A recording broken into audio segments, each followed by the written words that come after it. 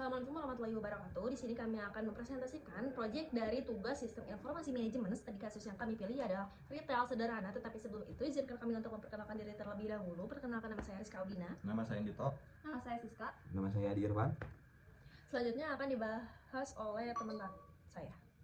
Lalu di sini ada pendahuluan. Retail adalah sektor penting dalam ekonomi dengan volume data yang besar. Pengelolaan data yang efektif sangat krusial untuk pengambilan keputusan yang tepat. Proyek ini bertujuan untuk mensimulasikan penerapan DBMS dan data pada studi kasus retail sederhana. Tujuan utamanya yaitu untuk menganalisis data penjualan stok dan pelanggan untuk mengidentifikasi tren dan strategi bisnis. Lalu selanjutnya ada studi kasus retail sederhana, Yaitu transaksi harian, produk yang terjual, jumlah dan data. Yang kedua ada data stok, yaitu informasi kesediaan produk, jumlah masuk atau keluar.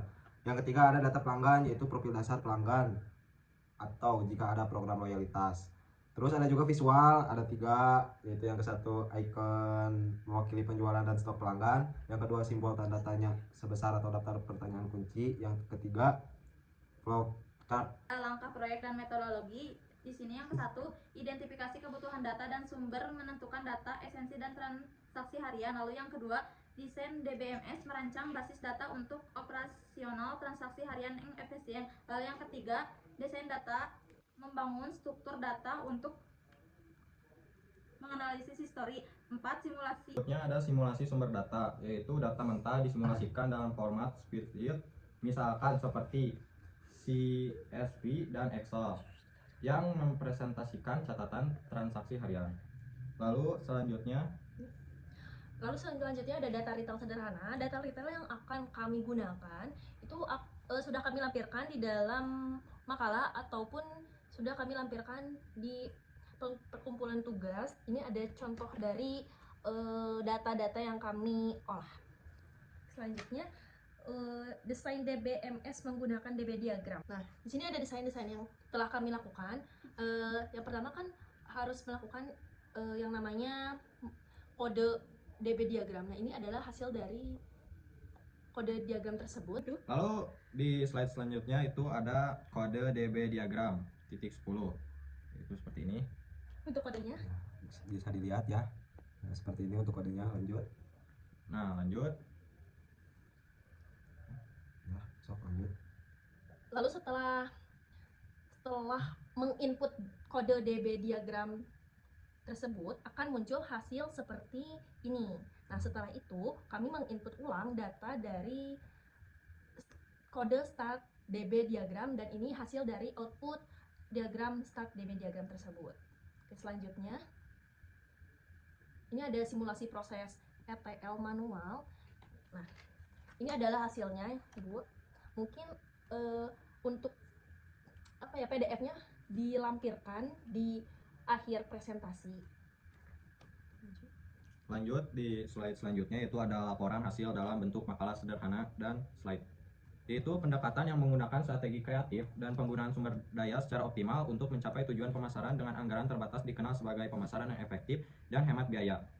Bisnis dapat menjangkau halayak yang lebih luas tanpa harus mengeluarkan banyak uang untuk periklanan konvensional dengan berfokus pada teknik yang murah namun sangat efektif seperti pemasaran digital, media sosial, dan pemasaran konten.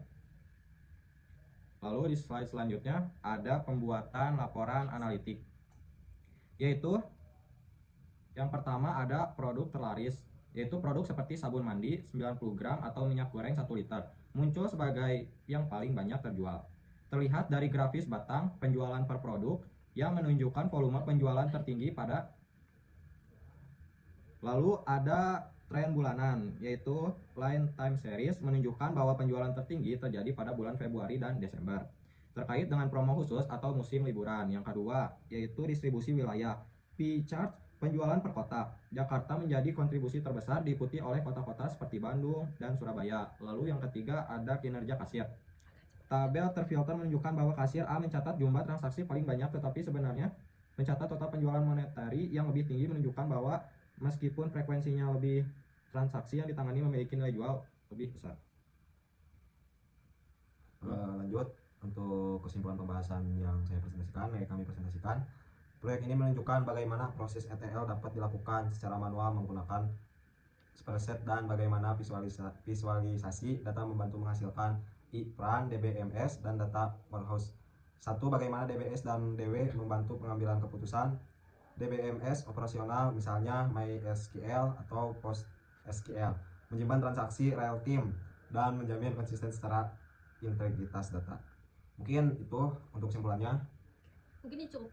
Di sini ada lampiran file-filenya. Di sini ada yang pertama ada tautan data mentah, kami lampirkan tautannya di sini, lalu tautan hasil dari log studio pun kami lampirkan di sini. Mungkin cukup sekian presentasi dari kami. Mohon maaf apabila banyak kesalahan. Wassalamualaikum Wassalamualaikum warahmatullahi warahmatullahi wabarakatuh. wabarakatuh.